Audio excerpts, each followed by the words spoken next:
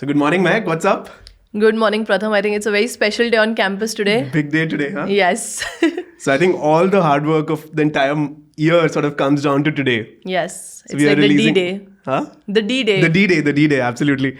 I think, so this is only the second time that we are releasing our placement report. Yes. And For me, it's the first. For you, it's the first. Yes. That's right. And how was your experience this time around? It's been fantastic just seeing all the grind that goes into something so critical. And of course, there'll be a lot of grind, but just seeing it all come together on the final day and just seeing the students so happy, I think it's all worth it. Yeah. No, so I mean, we have a lot to discuss today. There is. At this time, the placement report is some 15 pages. And I want to go through like most of it with you. Sure. But, first of all, like congratulations. To be honest, we haven't even delved in the numbers yet, which we will for the audience. But, just like when this entire thing came together in the morning today, and I saw the data, and I was seeing it for the first time because you've been working on it. It's super interesting. There's some very interesting insights. There's some very interesting metrics. What was your favorite metric? I think for me, two things that really stood out. One, of course, how we've done compared to the last year, because it's been a tough market. Let's all be, very transparent about it. We're hearing so many layoffs, so much talent is out there. And despite that, we did so well is something that just makes me feel very confident about what has been put into each of the students. Correct.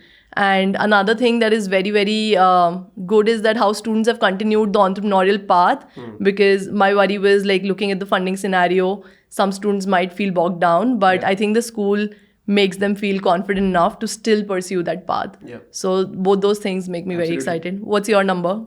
I think mine would be, I don't think we calculated it, but if you look at the distribution chart, and we'll come to that later. Sure. I also realized there's a huge variability, right? There are some students who have done really, really well. And there's some students who are closer to the average. Yes. And there are a lot of students who are sort of on the shorter end of the stick as well, right? So there's a variability. I don't know if it's good or bad. Something to talk about, definitely. Sure. But, definitely there are some outbreak numbers, right? These are numbers I have not seen before. Even last year, we didn't see numbers like this when the market was on an uptrend. Yes, precisely. But what's also worrying a little bit to me is that a few students are slightly maybe, 2-3 sigma points below the average. Yes. And I think there are some learnings there, I'm sure that we discuss. But my favorite number, hands down, would be the salary jump from pre-MBA level. So when students come into Masters Union, the average salary that they have is around 8 lakhs. I think slightly less than 8 lakhs. But if you look at the jump, it's almost 4.18x. Wow. Almost 4.2x, right? Yes. And so this time, I guess, do you want to announce? Should I announce? Go for it. So the average domestic CTC, only domestic, not counting international, is almost around 33.1 lakhs. Wow. We'll not compare it to other colleges yet. I'm not sure what others' numbers are. But I'm quite proud of this. I think the number is very representative of the kind of effort that the students have put in, and also the kind of effort that the team has put in. And we'll come to that as well. But how should we do this? Should we do this slide by slide? Should we just sort of... let's walk our audience. Page? Yeah. All right. So let's start with the fact that this is an audited report. I would love to touch upon why it's so important to get it audited. Because again, this is my first time building a B school. So I think the importance of it is critical for everybody to know. So I think, there are 1 or 2 colleges in the country that get their reports audited. Right? Wow. Just 1 or 2. Out of all the colleges. Yeah, I think there are some 1,600 accredited known B schools, and there are many more. Okay. But the major ones, around 1,600. And I've only seen two reports that are audited. I've seen IIM Ahmedabad's and I've seen IIM Udaipur's. That's it. Right? And so when we released our first placement report last year, we said that, hey, we should be subject to the same standards. Right? Yes. I'll give you one example. A lot of the placement reports, what they do is they count the 4 years of vesting of all stock options as year 1 CTC. But I believe that's not right.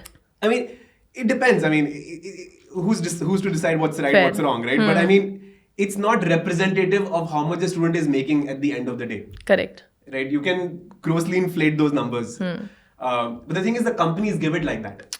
Fair. Because it's in the vested interest of the company to, of course, share like a grander... Like a inflated number. Yeah, inflated CTC, number. right. So I think one thing that Brickworks, which is our auditor, which is also the auditor for IIM Ahmedabad, Okay. what they do is they remove all the vesting that's going to happen post year one.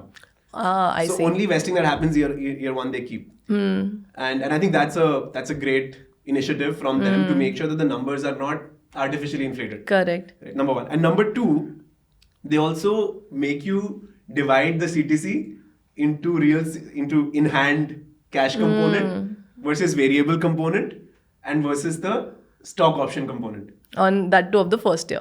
That too of the first year. Got Everything it. of the first year, right? So you can see how much you actually make in hand In the very first year. in the very first year, how much you'll make in variable. So that's also all detailed out here. Fantastic. So I think that was our need to get it audited. Also to inspire trust. We are a new college. People do not know us yet. Correct. Right. And so but people know Brickworks. So I think it helps us to establish that trust amongst the prospective students that Absolutely. these numbers follow the same level of rigor and Right. checking as an IIM Ahmedabad's report. Correct.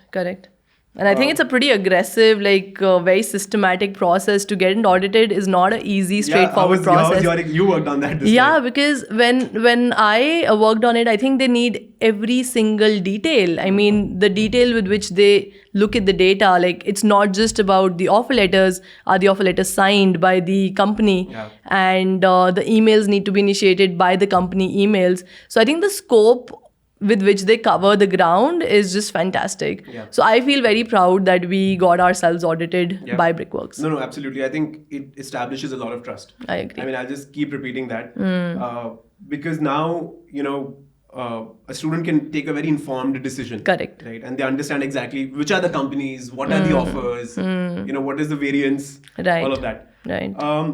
But I think one thing we should also just sort of underline is that placements are still ongoing. Yes. Right. Most of the students have offers, but I know that some of the students are not still happy with their offers Yes. and they're trying to get better. Do you want to talk a little bit about that? So I think I love the fact that our students are very aspirational and they don't believe in settling down. So there are times where the student just feels that my ability is just slightly even higher than this. Yeah. So they have very confidently declined those already pretty good offers, I would say, and they're shooting for the moons and the star. No, so what is our policy there? Is our policy that we allow students to sit for 1.5 times? So if I have a 20 lakh offer, but if there is a company that I can apply for which is offering at least 1.5 times the CTC, then I can sit for that company. Yes, precisely, because we also want to be mindful of not burning bridges with the recruiters, because a lot of time and effort has gone to evaluate the talent, etc. So we are very mindful of that, and we also ensure that the recruiters are kept in loop very quickly, and it never happens that the student has accepted the offer and then backed out, but rather he had the offer and then decided to decline it. Yeah, you have to be respectful to the company. Exactly. They won't come back next year otherwise. Precisely. So on the next page, we have the actual report, right? Where it's signed by Ritaban Basu, who's the head of risk and analytics at Brickworks. Right? And of course, there's a summary. So the average domestic CTC, as you mentioned, is 33.1 lakhs. The top 25% is 44.5. So that's quite an aggressive number. It is. The middle 80%, which is I think a better representation, removing the bottom 10% and the top 10% is around 33.73, slightly higher than the average domestic. Right. Freshers only. This is interesting. I get this question a lot, whether Masters Union is for freshers. And I always say that, we have 10-15% of our batch as freshers. Yes. And I feel like we get our pick of the freshers because more freshers apply than the proportion that gets in. So, our freshers are usually sort of top of the line, and that shows in their average. Correct. It's not that much lower than the average CTC if you think about it. And I think it's that ability to dream at the same scale as your experienced folks. So I feel like the freshers are the ones who gain the most advantage because they're learning from people who are 3, 4, 5 years ahead of them. Yeah. So they are getting way more out of the business school that way. So I think and the numbers represent that being able to get this salary as a fresher is remarkable. Yeah, that and so what are some of the offers that freshers have gotten? Do you have any sense, like a quick? So a lot of offers have numbers, yes, we do have it, And a lot of students have, and that's true for most of our batch in general, that we have students who've gone to chief of staff role. And, freshers are very good with such roles because they have that hustle. Yeah. They're ready to get their hands dirty. They don't know what are the limits. Exactly. Yeah. So I think that way students have done really well. I can see, yeah. So we count anyone as a fresher who has less than 1 year of work experience. Right? Because some people, take a break or something. Right. So yeah, I can see a lot of chief of staffs. I can see a lot of sales and marketing. I see a lot of PM as well. Interesting. Okay, we'll come back to this. Yes. And then let's talk about the CTC breakup, which is the average base is 75% of the CTC, yes, which is around 24.95 lakhs. So what that means is that is at least the average in hand. Correct. That you get, not part of RSU, not part of yeah, any variable component. Then the average performance based variable is around 10% and average RSU is around 15%. Correct. Got it. I think last year the average RSU was slightly lesser. This year is slightly more. There must be like 1 or 2 companies that would have given like large RSUs and skewed this number a little bit, I think. I think that's going to happen in times like this where the company also wants you to take that leap of faith on the company. So again, it's a matter of how strongly you believe in the vision of the founder and of the company, which to me makes sense. Makes sense. All right. So we are on the placement statistics page number 3. And so, of course, 58 participating recruiters. I think a lot of them came back from last year. Yes. I think most of them came back from last year. Yes. I don't think there are any recruiters, maybe, Unless they had a blanket freeze. Correct. Yeah. So, I think a few of them had blanket freeze. Right. But that also talks about how well our students from Cohort 1 have done in these companies, because otherwise they would not have cared to come back. Yeah, I always get these like LinkedIn messages from recruiters who have recruited our students from Cohort 1. Okay. And so they personally want to reach out and say thank you. These people have really first of all, the stability. Yes. Right, the stability has been good. Generally, our post-MBA, 1 year attrition is like 50%. Very, very high. It's incredibly, I don't know how that happens. I mean, like people work so hard in placements. They're so stressed. And then as soon as they join the company, they leave. Yeah. So I think stability has been one big factor. Right. And I think second has also been the fact that, a lot of our students, I don't want to use this word, but I still want to. It's just like hustle, right? Like once they enter a company, I feel like because their education has been so different and unique, even when they enter the company, they bring that differentiation or they bring that hustle with them, right? And so I got a call from a recruiter who one of our students reports to. Okay. And he said, "मेरे को इसी DNA के 2 बच्चे और चाहिए." Wow. Quote unquote, right? And I was like, "What do you mean by this DNA?" Right? He's like, "Sir, ये मना नहीं करते किसी भी बात को." मतलब he's also a friend of mine. Correct. And he literally says, "ये मना नहीं करते किसी भी बात को." मतलब they are always sort of these like go-getters. bring it on. Bring it on, yeah. Don't take no for an answer. Correct. That kind of a thing. Correct, yeah. 4.18x salary jump from pre-MBA level. That's almost a 400% return. It's a great way to, and especially because we are such a short duration MBA. It's not like a 2-year MBA. It's a 1-year MBA. So it's also beautiful, like the kind of ROI that you're getting out of your 1 year. Yeah. Which, this kind of salary jump would have happened for them if they continued in a job Maybe role. Like 5-10 years. In 5-10 years, exactly. Yeah. So it's that which just really like puts the point to table that, you should do. How does this work, right? Like we do transform you a little bit, like, but we don't change who you are as a person. So for someone to get a 4x jump, I mean, what does it take? I mean, what's your take on that? Like, what did we do so well that like 4x? So I feel like if I compare, a student's mindset before Masters Union versus during and after Masters Union, it is that mindset shift that, everything is possible and I can do it. It's about believing that there is no glass ceiling. And I think the CXOs that we bring to the campus really helps them believe that this is also an ordinary person who just did extraordinarily well in life and I can do it as well. Like when you listen to someone like Ghazal from Mama Earth who came to campus, or you had Rajan from Sequoia who'd come to campus, it's just transformative when you hear them in person. You have the access to them, you're able to ask those questions to them. So that interaction, to me, that just changes how you evaluate about yourself and your own ability. So those success stories, I think they go a long way. Interesting. I'd also add one more thing, which is that a lot of people change industries. Right? Yes. And we are a tech business school, right? And a lot of people come from credit manager background or maybe a CA background or sales background, non-tech sales. Correct. But here, because it's a tech input, they've essentially completely pivoted their industry. Yes. Right. Yes. And obviously, tech industry commands like higher salaries, right? And this is something which in fact our students have highlighted as well. Like, you very rightly picked up the example of a CA who came in. He's like, my world of ability was just limited, right? The access that I had. And that person says, I did not have any knowledge of tech terms. And this person is like, pretty young, and you would expect them to be very well versed with what is happening in technology world.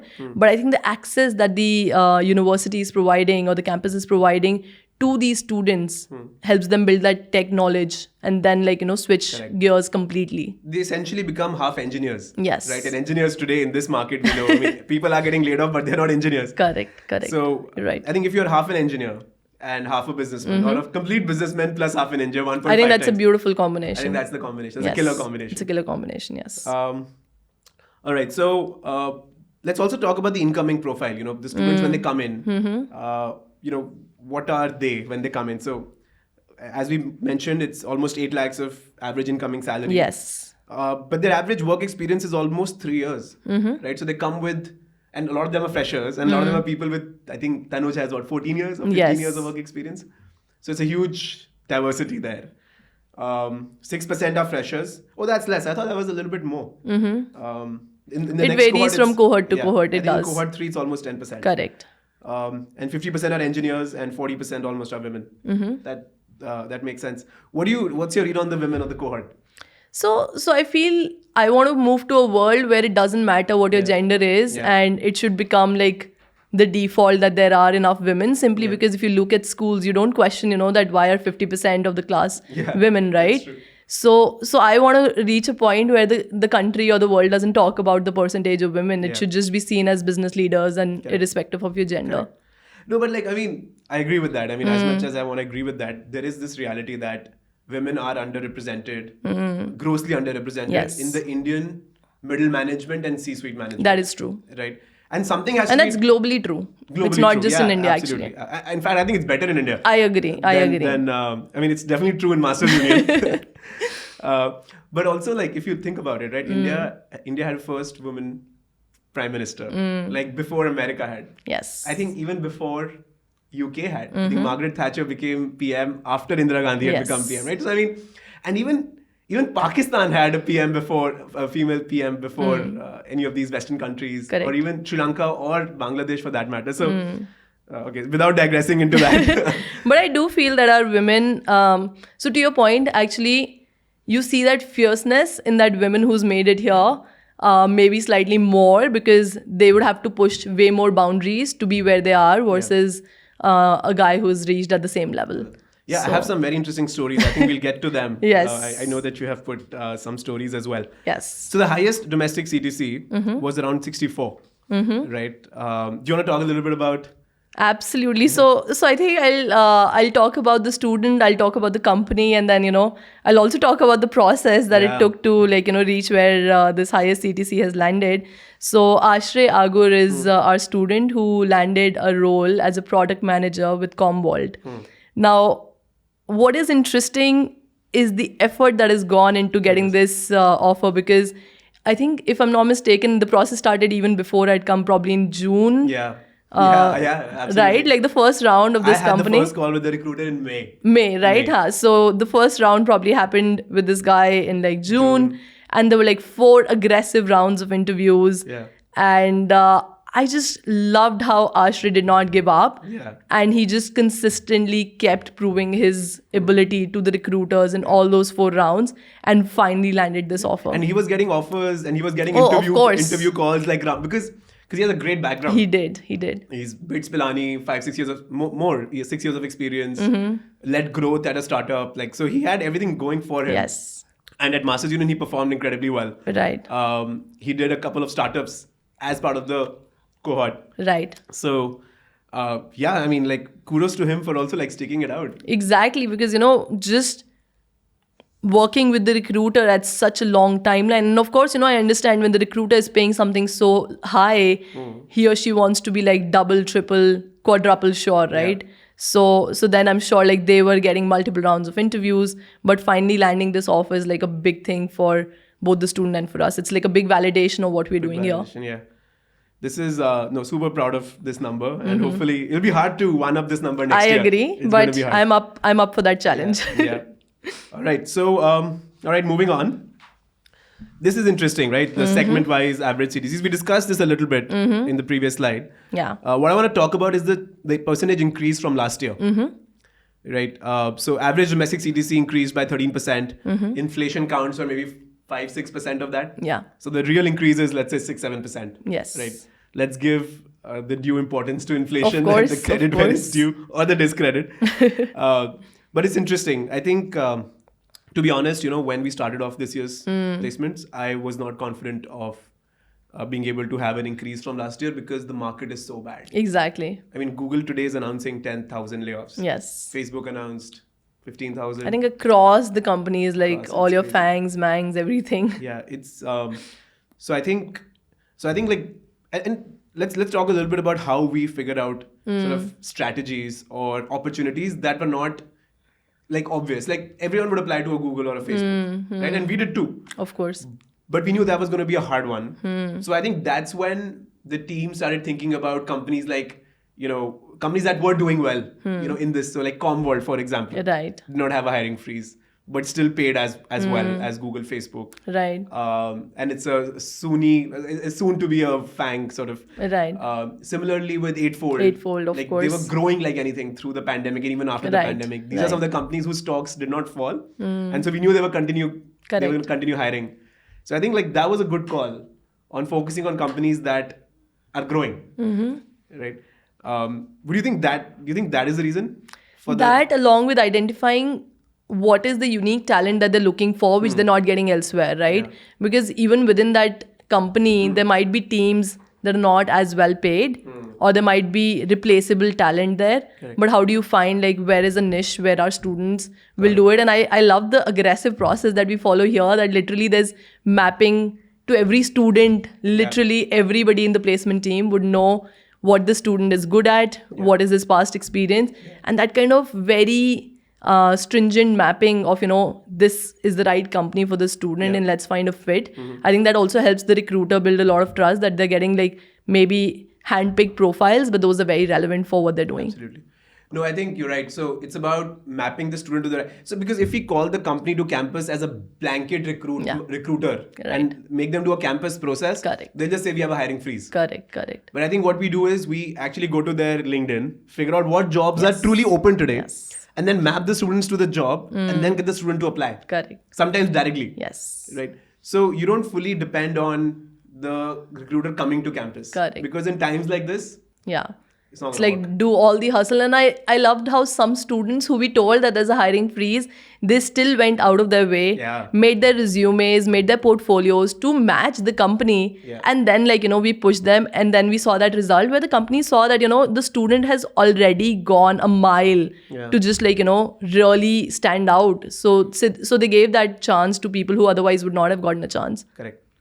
No, this is, I think our strategy is unique. And I look forward to seeing how this scales with the next cohort. I think any other interesting number here? That is, of course, the highest CTC increased by 42%. Yes. That's like a massive jump. That's a massive jump. But I mean, that's just one student, right? Like, let's not get ahead of ourselves. Like, we shouldn't say that, like a lot of people got this offer. Like, for the audience, very clearly. True. I think what it does tell you is that you have the potential to do it. If one person has achieved it, you can be the next one. Correct. So I think it's just that ability to dream bigger and bigger each time. Correct. So even it's that one student who's cracked the glass What was the ceiling. second highest? So I think it's not very far away because we had people who got offers at Eightfold. Which was around 45-50, right? 45-50 is what I remember, yes. We had a couple of them. Yes. And then Cred was also quite high, I think. Cred was pretty high as well. Awesome. All right. Yes. Cool. Silicon Labs was very high. The consulting firms are quite high as well. So if you look at number of people who would have gotten a higher offer than last year's highest offer, that would be actually quite some. That would be, okay, Yes. got it. Yeah, I can count 5 in my head right Exactly. now. Got it. All right, so let's move on. Let's move on to page number 5. And we have our recruiters. All right.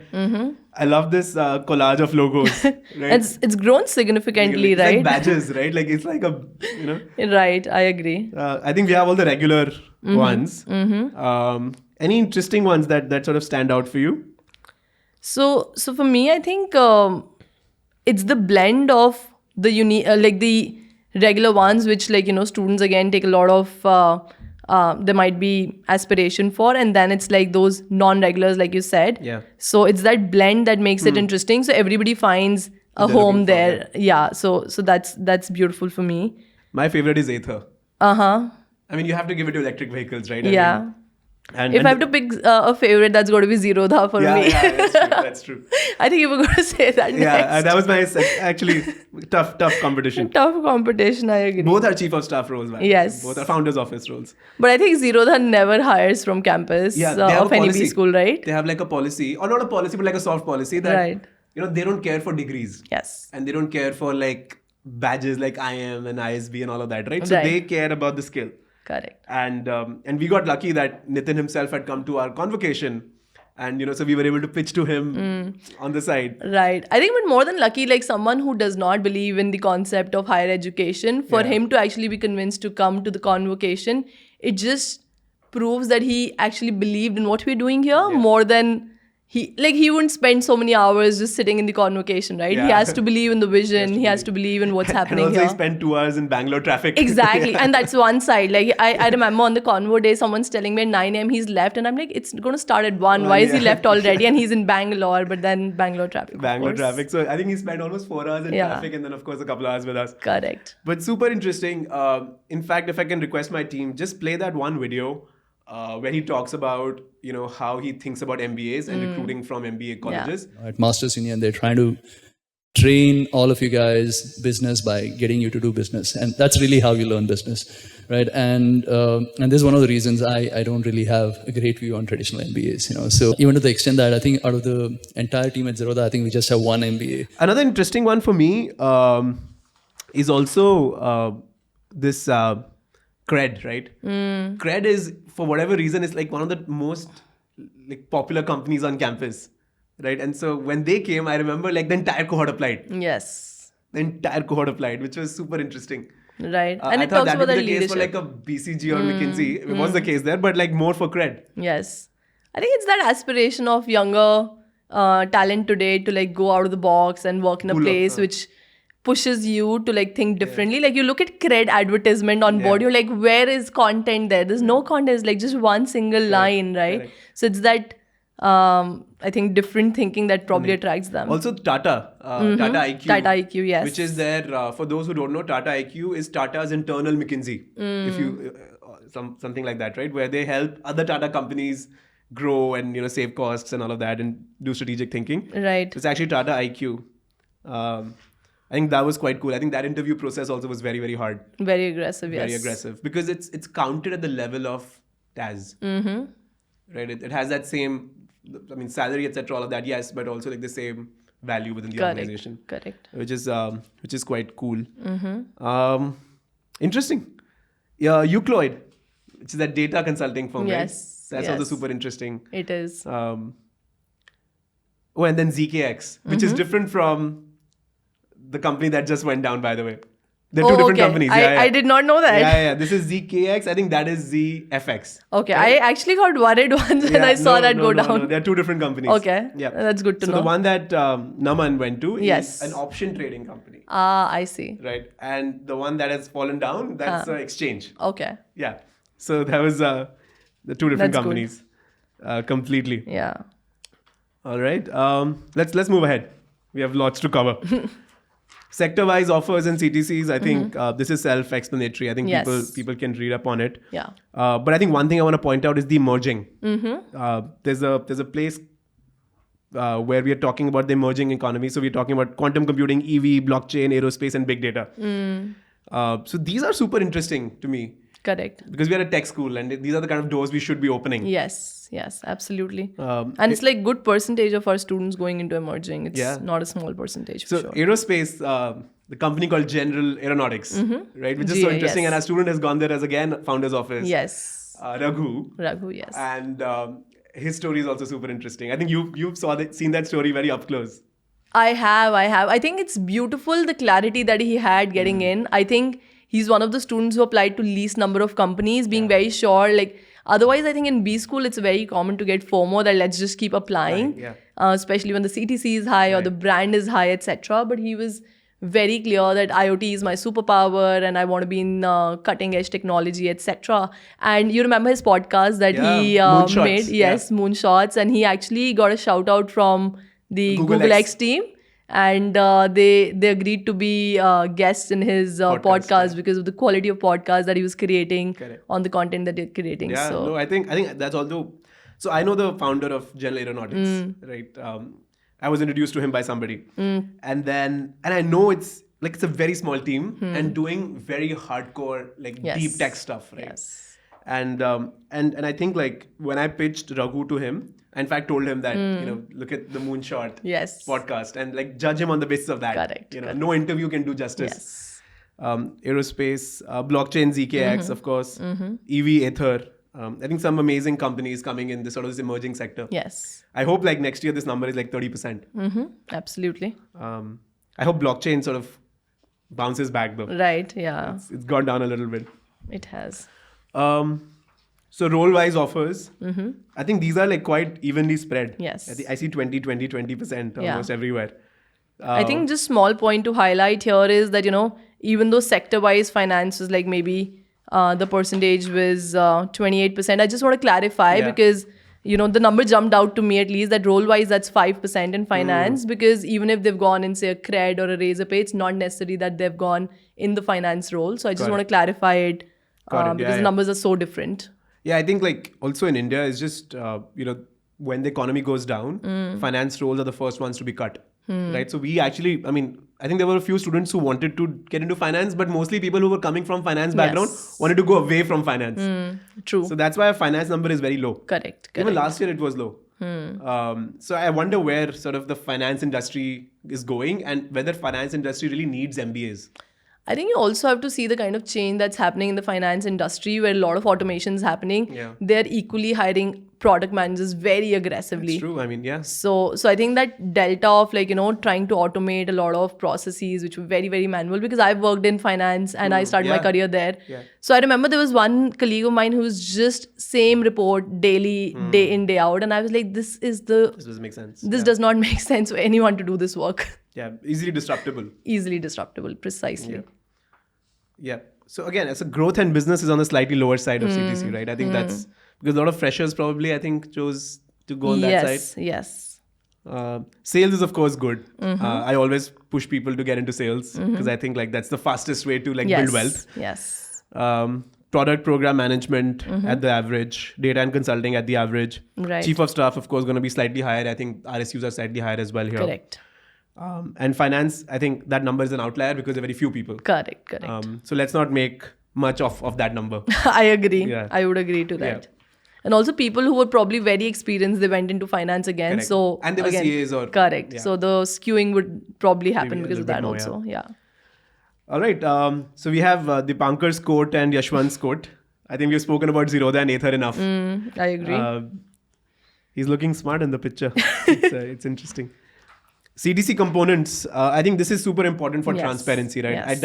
I don't think any college actually does this other than the ones that get their reports audited. Let's be fully transparent that the fixed in hand is only 75% of the CTC we mentioned. Yes. Right. So even though average domestic CTC says 33.10, please know that the fixed is 24.95, close to 25. Don't have crazy expectations. I feel some students get this wrong. And by the way, even when you look at those 1 crore offers and 2 crore offers and all of that, those are usually split the same way. Correct. So that's on that. Package range on page number 9. This is interesting. So we have some students who are also in the 12 to 17 lakh category. There are. Right. And I'm not shy of that. Let me I think nothing against some students choose certain roles. So I know marketing plays really, really correct poorly as compared to others. So some of the students who chose marketing are probably in this bracket, if I'm not wrong. And there are some people who had higher offers, Pratham, and they decided to take a lower offer simply because they were more bullish on the company or the vision, or it was the sector or role or industry that they were keen on. So both things have happened, I would say. That there are some roles that might just not be paying as well as others, but there are also people who just chose to go for a lower offer. That has happened for sure. So, I mean, let's just do the math, right? So between 12 and 22 lakhs, we have had almost like 30% students. Yes. So 1/3 students go at less than 22 lakhs. Correct. Right. And you know, we should be fully transparent about that this is the reality. But we can also say that if you look at 32 and above, that also is almost 35-40%. Correct. Right. So if I were to put it 3 buckets, I mean, right now I think we have 7 buckets here. But if you would put 3 buckets, less than 22, 22 to 32, and then above 32. Correct. The split is like 30%. Almost, yes. Yeah. So that is what you can expect, essentially. Correct. Not everyone gets a 64, not everyone gets a 35. And so much about how much input are you ready to put in, right? Because the times when the student, without someone asking for an assignment, they just went ahead, created an assignment for their upcoming conversation. To me, that's insane hustle, right? They just knew that they're talking to the founder and they knew that this is the role they're interviewing for. And they just created like things that nobody asked them to create. So it just puts them in that place where the founder really wants that person now and would be ready to pay that premium. And let me just like add one more thing here, right? Which is that in Masters Union, students can join full-time after term 6. Yes. And they can continue doing their term 7 and term 8 online. Correct. Which is interesting because generally in other colleges, no one attends the last couple of terms because they already are placed. Yes. But they're not allowed to join the company. Correct. And so I think a lot of the roles that our students are able to crack is because they're available to join immediately after term 6. Precisely. So the company, they don't know if they'll need people 6 months from now, but they know that they need people tomorrow. True. Very true. I think that helps us quite a bit as well. We should outline that. I agree. All right. So page number 10, career transitions. You have really interesting ones here. But also, like, let's talk about the pivot, push, and pilot. Yes. Do you wanna take us through that? Sure. So I think the way we've bucketed the career transition is 3 things. Pivot are people who changed their industries and maybe even roles in a lot of cases. So if you look at a student who went from decision analytics associate at ZS Associates to a founder's office role in Zerodha. So this is both a industry change and also like a role change. So that's what I call a pivot. And we have a couple of them. In fact, this is going to be the highest bucket, in terms of if I have to categorize my students. A lot of them have pivoted both their roles and industries. And it's beautiful how the MBA, like that duration of their MBA has helped get that clarity that, what do I want to do next? And probably that's why the attrition post MBA is slightly lower because now they're going in very informed, like what do they want to do? So like, for example, I'm just thinking that let's talk about Founders Office Razorpay or Founders Office Zerodha. Yeah. Or even Chief of Staff, General Aeronautics.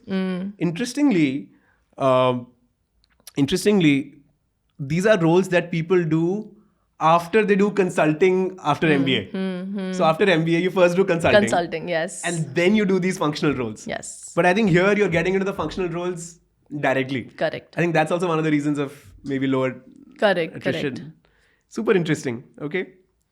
So yeah, I think almost you would say 50% people pivoted industries? I would say that, yes. Pivoted industries and pivoted roles. Correct. Awesome. And I think everything is tech, right? Yeah, I think here I see a lot of tech. Consulting, Tata IQs in the middle of... Yeah. So many people in product, data, program management. BA. There's one consulting. There's one in consulting, bottom, yes. All right. So page 11, we have push to rise up the ranks. Yes. These are essentially our students. This is like the second bucket that we were talking about. These are people who maybe stayed in the same industry, but like did just significantly better in terms of the role that they've taken in the new place. So it could also be like a jump in terms of the title or in terms of the pay, etc. So this is what push looks like. Push is same industry, similar role. Similar role, yes. But like above the ranks. Right? Correct. Interesting. So we have a lot of consulting happening. There finally, is, right? yes. The people who come as consultants go as consultants. Precisely. Fair. So you have someone who went into Accenture. There's someone who they in fact had come from McKinsey, but they took a bigger role in Takshashila. Which is a boutique consulting firm. Yes, which is a boutique started by ex-McKinsey folks. Correct. Yep. And then you have someone who went from product marketing to assistant brand manager. So still in the arena side of marketing. things, yeah. Yes. And this guy And actually Make My Trip, by the way, into which is a Make My great Trip. brand, yeah. Precisely. And I think what he said, because he was working in an agency in marketing like previously and was not able to move from that agency to a proper, like, a big tech company. And this is what Masters Union enabled him to do. Got it. I think, like, if I'm not wrong, he was able to generate this offer by himself, or did we help? I think we got him the foot in the door, but I think a lot of hustle happened on his own part. And I think we'll talk about the split thereafter, right? How people were able to generate some of the opportunities. We'll talk about that later. So one place where I know we did not, like, the student like did it all by himself is Euclid. Because and I so vividly remember this conversation. Pratham, the student, came into my cabin. Yeah. And Abhishek. And he seemed he just seemed stressed. He's like, Mahak, nothing's moving and I don't have a good pipeline, etc., etc. And I looked at his resume and I was like, Abhishek, you have such a specialized resume that you would have to go out hunting yourself, right? And in like a week's time, he closed this offer. I'm not just saying that he started the process, but he just closed it in a week of our conversation. And then he messaged me saying that, it was so much about my mindset because I'd just given up. Yeah. So I think it's that story of how your own mindset will help you move forward. It's also interesting. I think I remember you were telling me, somebody else was telling me that in his mind, his target salary was like much lower. Oh God, yes. Yeah. he was trying almost. It was, I would say, the offer that he got was at least 1.7x than what he said that his target expectation is. Yeah. And I was like just blown away by the ability of a student to find a very right fit opportunity for himself or herself if they really put their mind to it. It's super interesting. It is. He inspires me, Abhishek, like the way he puts in the effort. And I think also like academically is like amongst the top of the class. He is. That's what I'm told. All right, this is my favorite slide. I have to give it to my favorite slide. Slide number 12, which is where we talk about career transitions, but people transitioning into doing their startup. Yes. So I think some of them you might not have interacted with because they actually are before, these stories are from before when you started. Yes. But Tushar, super interesting. He comes from D Shaw. He wanted to get into consulting. He in fact interned at BCG over the summer, but then he ended up starting up. Right? Wow. So now he's starting up a company. I believe he's in Dubai. I messaged him to check, but he hasn't responded yet. So not sure what is up, but I know that he's decided to sit out of the final placement process. Right. All of that stuff. So super smart guy, but starting up. Rohit's story is also super interesting. So he was sort of one of those mass recruiting roles at Oracle. So he did that for some time. But then he ended up starting a blockchain company. Wow. Right. And his blockchain company is super interesting because he was trying to create blockchain products. He tried A, that failed. Then he tried B, that did somewhat okay. Then he tried C. And then one of his tries was a company that would mint certificates. Okay. Or degrees or, or diplomas or whatever. Right. And so we got our Cohort 1 certificates minted through Alpha Mint Labs. Wow, fantastic. Yeah. And so his depth, his understanding of the depth of blockchain is super interesting. And he used to, I remember, used to help his classmates understand blockchain, and blockchain is a big focus for us here at Masters Union. So I think he really took that opportunity. Right. I think he also received an investment. He messaged me that he got some investment from some angels, and also the Masters Union Investment Fund, which is a student-run fund, also invested in him. It's also very cool. Right. Tanuj is interesting, and I don't know how much he'll be comfortable us discussing him. But he started a company called Vidur, which is an anonymous counseling platform. Okay. But he's also open to, because he's older. He's almost 35, 36 years old. He's slightly older. So he's open to either working on his startup, but also looking for high impact, almost CFO or financial controller type roles in large companies. Correct. So because he hasn't yet closed his round of funding. So I think he's somewhat in a gray right now. But he's very comfortable with it. And he's always on campus working on his startup idea. I've seen him around, yeah. So hopefully he continues on his startup. I really hope so. Yeah. And I think he's decided to give it another 6 months or something to just work on his startup. Right. Recruitment strategy. I think you should speak about this. Yeah. This is your number. So I think we've just broken down like, how students have sourced their offers. And what's interesting is that almost 22% of our students have either gone to a company where one of our alumni is already there, or have been referred directly by the alumni, which again tells you that, to be able to, like, if I'm not performing well in Masters Union, the chances of you accepting a referral from me is going to be pretty low. Yeah. So then that also gives me a lot of conviction that our students who are in these companies were doing well for the company to actually take our students again from cohort 2. And I think, again, like a 65% of our students, they had like these on-campus recruitment drives that we do typically in any B school. And what's interesting, and which is a number which I would love for the next cohort to even keep pushing, is that the self-sourced offer letters were at 12%, which again is those stories where, a student found a great fit. Like someone, and even that girl who's looking for blockchain. Bhavya, yes. So being able to get something which is so specialized for your own skill sets is going to happen through self-sourcing. I don't know if you've done the analytics on this, but I'm sure the self-sourced opportunities pay better than the on-campus recruitment. I would think so. Right? Because on-campus recruitment, the company gets the good deal. Yes. They get the best students at the decided price. Yes. It's like MRP, right? But with self-sourced, you can negotiate. Yes. Right? You essentially enter as a lateral. Correct. So maybe for freshers, this is hard to do. It is, yeah. But for people with experience, I mean, I hope this 12% goes up to like 30% as well next year, because I think you can do it better. Even in fact, I mean, let me point out that we mentioned Google on our placement report, right? But that was a self-sourced opportunity as well. I agree. Daniel from cohort 1 was able to get Google because he messaged, or Google messaged him directly because of the startup that he was working on while at campus. We did not bring Google to campus. Yes. I don't know, this year things might change, but we did not bring. So, I mean, again, being very transparent on that, some students do a great job of, bringing opportunities for themselves. Correct. Tracking alumni. Okay. So this is actually my favorite part of my second favorite part of the placement report, because, placement report is as much about the current cohort as much it should be about the previous cohort that graduated last year as well. Like we don't want to forget them. Correct. And we want to sort of, keep reminding. So 2 of my favorite stories from Masters Union is that of 8 Dot Radio and Bullspree. These are both companies that were founded by Masters Union alumni.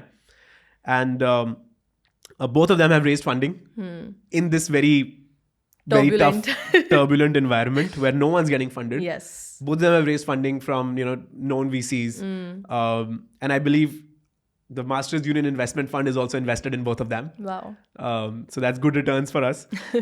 But, Mohit, Yugal, Dharmeel, you guys are doing really well. And you guys are really the torchbearers of the Masters Union brand. Yes, I agree. So yeah, I think congratulations, and I hope they raise their Series B, C, D, whatever. Absolutely. Equity keeps rising. Yes. And it's beautiful how the campus has, like, for me, when I actually read this news, because I came in much later than all of this had happened, it actually increased my belief in the entire ecosystem of instilling that startup hustle, the entrepreneurial hustle, and students actually like seeing it through and not just as projects where, we're doing it for the class. Correct. So no, Ismail, like, let me just point out then, like, come back to Dharmeel's story. So Dharmeel is from Ahmedabad and went to a local college in Ahmedabad. Okay. So he had no vision to build a tech company or even that aspiration. Really? He, in fact, got an offer at Unacademy, I remember last year. Yeah. And he just like didn't do it, obviously. But he was so scared that the startup will work out, not work out. Yeah. So that he had this offer at the back, which he never told us about. We also never found out. And it was super interesting. Right. And I remember when he came to campus for the first time, I met his parents. Right. And I remember like, I think his mom was telling me that he's leaving home for the first time. Oh and my like God, she's wow. scared a little bit that, how will he like manage in Gurgaon, all of that. So for him to like, being standing in that pose on that image is like something really like, it's big. Even Mohit Goswami, he used to run a company where he used to take people on treks. Oh, okay. Yeah, that was his company. Wow. And he had never thought about starting up in tech. Correct. And now he's sort of in like the deep tech end of the pool, right? Super, super interesting. Yugal was in operations at Amazon. Wow. At Flipkart or Amazon, one of the two. And what was super interesting about him was that he's older. Okay. And when they were starting up, they needed a designer. like a UI UX designer. And of course, UI UX designers are very expensive, especially good ones are very expensive. So he actually learned the entire skill. Yeah, he actually learned everything. We also used to have a class, a professor used to teach UI UX, but he also spent a lot of time by himself. I mean, and UI UX is not a skill that you pick up, right? It's something you... So the design of the app, and let me use this opportunity to get people to download 8.network and Bullspree. Of course. Download 8.network and just see the kind of work that they have done. It's beautiful. The app is beautiful. Like as good as Clubhouse or one of these. No, and you saying it because you yourself are a very design Nazi, I would say. Yeah, absolutely. No, they did a very good job. Very nice. On slide 15, I think we speak about the hikes and promotions. Yes. Right. Again, so these numbers, let me be clear that these are only self-reported. Yes. These are not audited by us. Correct. These are reported by the students, and these numbers are not representative of the entire cohort. Correct. We've only had some maybe 20%, 30% people respond to this survey. The rest of you guys, please respond so that we can update this. But very interesting. I mean, India is a growing country. You can see from these numbers. I was actually very surprised. And I think this also validated sometimes, when recruiters were talking to us, even for cohort 2 or for cohort 3, they gave us a lot of assurance that, we believe in rewarding talent. If your student does well, we will really reward it. And to me, this was that validation, right? Like someone who got an 86% jump in a single year as a APM to growth PM in Cohort. And then he moved to Kar Dekho. So it just shows that validation that, that recruiter did well, and then that, that student did well, etc. Yeah. And we had a couple of such stories where someone who is a PM at Zoomcar, they became PM level 2. And this is in fact interesting because the JustPay guy, he stayed within JustPay and he moved from being he continued to be a program manager, but still he got a 55% year-on-year hike. I remember meeting him at the convocation. Right. Yeah, he told me. So I think this just shows that the students have continued to build a lot of, credibility to say the least within the company. So I think this is super interesting. I wish we had more numbers to share. Agree. So these are just numbers that students have reported to us, and these are not representative of the entire batch. Correct. So take it with a grain of salt, but still. Meet the cohort of 2023. All right, from past to present to future. Yes. This is interesting. These are just student profiles. If anyone's interested in meeting our students, seeing what kind of profiles they have, if you want to go check out their LinkedIn or just look at their, very beautiful profile pictures. Yeah. Just click on this link. See the students. Yes. And this will also help prospective students understand, what is the community here at Masters Union. Because they'll have a good 4-month overlap with the seniors. Yes. And it's beautiful the way we have put the data this time, right? Yeah. Where it's very easily filterable across domains, across the number of months of years of experience, etc. Or the past industries very clearly laid down. So I think even as we think about our recruiter partnerships, it just gives me a lot of confidence that, the ease with which they are able to find talent, where the process gets closed much faster than maybe in other places. And let's talk about it here for a second, right? Like generally, business school placements and on-campus recruitment happens in a pressure cooker. It does. It's like that day 0, day 1. Day 0. You went to Stanford. Yes. How was your experience? Like what was your friends' experience? I know you did not do recruiting, but what was your friends' experience? So I'll be very honest, I have been to a business school at Stanford, and in the American style of business school, there is no such entire placement process. Yeah. Everything is very student driven.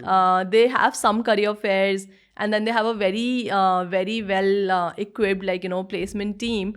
But nothing is like, you have to get your resume reviewed, or this company is coming. A lot of day 0, day 1. Yeah, there is no day 0, day 1. There's none of that. And then these companies, I would say 50-60% of the students, they're actually they're just getting placed through referrals. They're connecting with alumni. They're actually reaching out to coffees. I remember meeting at least 50 different people out of my class for just coffee chats. And one of those conversations just turned out to be like, oh, I am actually inspired to work with you. So Super interesting. So it's very different from what I have seen. Yeah. So that's why it was like a bit of a culture shock when I But came I think back. that's what we need in India as well, right? I agree. Like this on-campus recruitment thing will never give good result or optimum results to the student. Yes. Right? You will never be able to negotiate. You'll never be able to figure out what role do you really want to do. Yes. You'll be given a blanket role. Correct.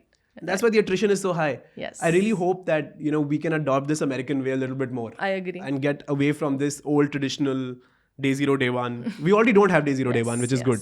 Yes. Other than some consulting firms, which is fine, which we have to abide by their process. But Right. I really hope that for at least product management, for strategy roles, for generalist founders office roles, we can really sort of get this going Correct. where students do this on their own. I agree.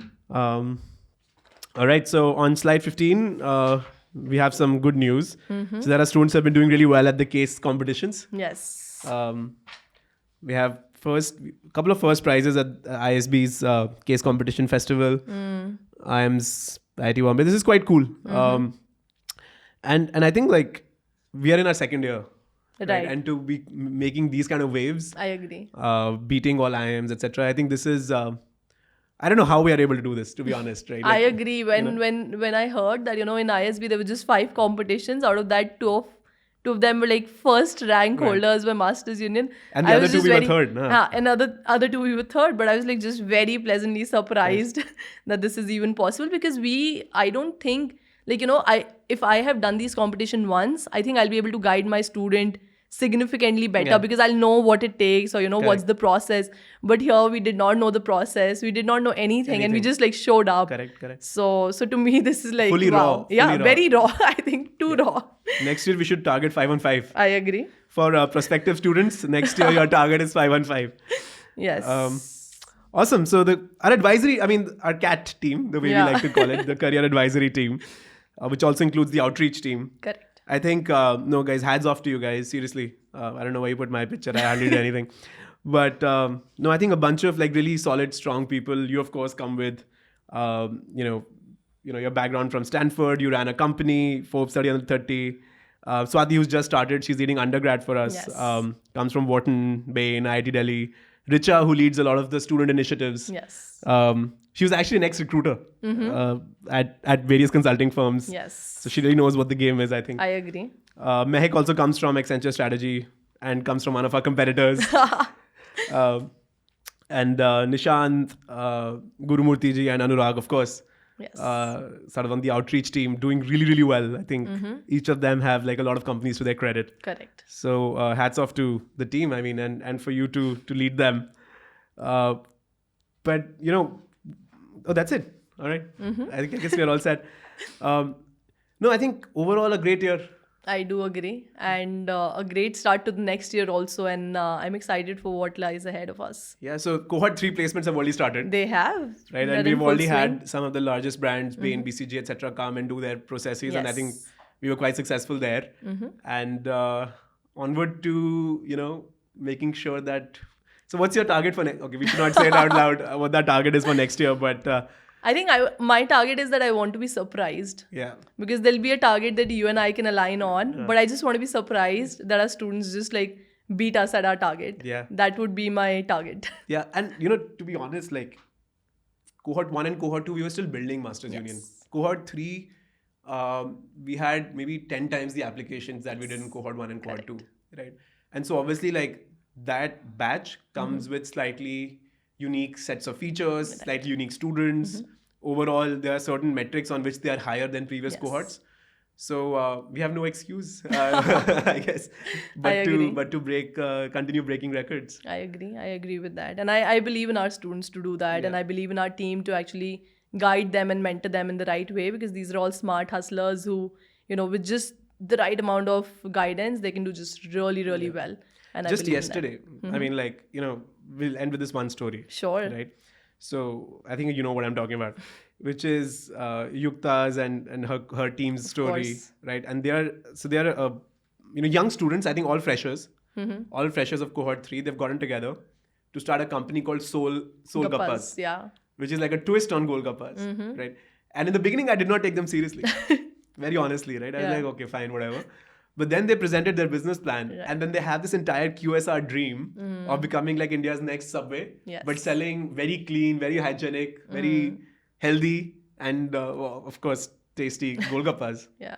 Have you tried? I tried the pizza Solgappas and I loved it, and I like the chocolate one also. But like the pizza one was just all the topping and flavor. It was just so good. And what really stood out, Pratham, to me is that even though it's something they're doing along with school, like they were wearing those Solgappa t-shirts. They had them designed. So to me, it just shows a lot of commitment to what they're doing. Like it's not something that they're just like karke dekh lete hain. Right? There's a lot of conviction. There's a lot of commitment. And I believe that, I genuinely believe it'll succeed. But even if it does not, I feel the learning that they would have had through the process, it'll just put them aside. Like they'll be way ahead of a lot of people who might be even experienced. I mean, if you're a recruiter at Zomato. Right. I would just hands down be like, why don't you join me? No interview, precisely, please. Precisely. Like an acqui-hire. Acqui-hire, precisely. And so many of these stories, right? Like, I agree. We have 30, 40 plus drop shipping companies. We have people who have their YouTube channels. Yes. There's a girl who has like 2 books published under her name, and she's like 4th bestseller on Amazon. Like I did not even know that. And she gave that book to one of our guests, and I was like, wow. Oh, there you go. How do we have such students? Some great stories, coming up. All right. I think on that note, we should let the audience go. It's evening now for them. Yes. But thanks everyone for joining in. Thanks, Mahak. Thank you, Pratham. Great year, and looking forward to many more. Yes, same. Thank you so much. Thank you, everyone.